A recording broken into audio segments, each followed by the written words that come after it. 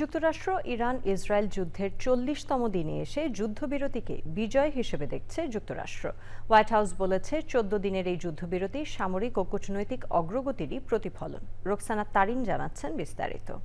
We're going to hit them extremely hard over the next 2 to 3 weeks. 2 সপ্তাহের যুদ্ধবিরতিকে ঘিরে নিজেদের কৌশলগত সাফল্যের দাবি করেছে যুক্তরাষ্ট্র। বুধবার বিবিসির এক লাইভ প্রতিবেদনে উঠে এসেছে এ তথ্য। হোয়াইট হাউস বলছে, ইরানের সঙ্গে 14 দিনের এই যুদ্ধবিরতি তাদের সামরিক ও কূটনৈতিক অগ্রগতিরই প্রতিফলন। হোয়াইট হাউসের প্রেস সেক্রেটারি ক্যারোলিন লেভিট জানিয়েছেন, মাত্র 38 দিনের মধ্যেই যুক্তরাষ্ট্র তাদের নির্ধারিত সামরিক লক্ষ্য অর্জন করেছে, এমনকি তা ছাড়িয়েও গেছে। তার ভাষায়, এই সাফল্যই যুক্তরাষ্ট্রকে শক্ত অবস্থান থেকে আলোচনায় বসার সুযোগ করে দিয়েছে। তিনি বলেন, প্রেসিডেন্ট ডোনাল্ড ট্রাম্প ও তার দল সেই সুযোগ কাজে লাগিয়ে কঠিন কূটনৈতিক আলোচনায় অংশ নিয়েছেন, যার ফলে দীর্ঘমেয়াদী শান্তির সম্ভাবনা তৈরি হয়েছে। একই সঙ্গে সতর্ক বার্তা দিয়ে লেভিট বলেন, মার্কিন স্বার্থ রক্ষা ও শান্তি প্রতিষ্ঠায় ট্রাম্প প্রশাসনের সক্ষমতাকে কখনোই হালকাভাবে নেওয়া উচিত নয়।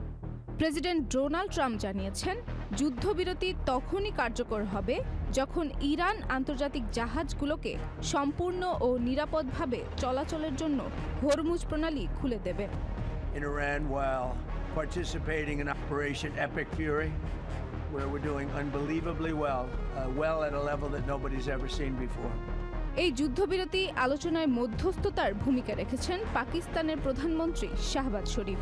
তার দাবি, যুক্তরাষ্ট্রের শর্ত মেনে ইরান ইতোমধ্যেই হরমুজ প্রণালী খুলে দিতে সম্মত হয়েছে। ফলে যে কোনো সময় কার্যকর হতে পারে এই যুদ্ধবিরতি। তবে এই যুদ্ধবিরতির মধ্যেই যুক্তরাষ্ট্র আবারও হামলার প্রস্তুতি নিতে পারে বলে ধারণা করছেন বিশ্লেষকরা। Roksana Tarin, channel I.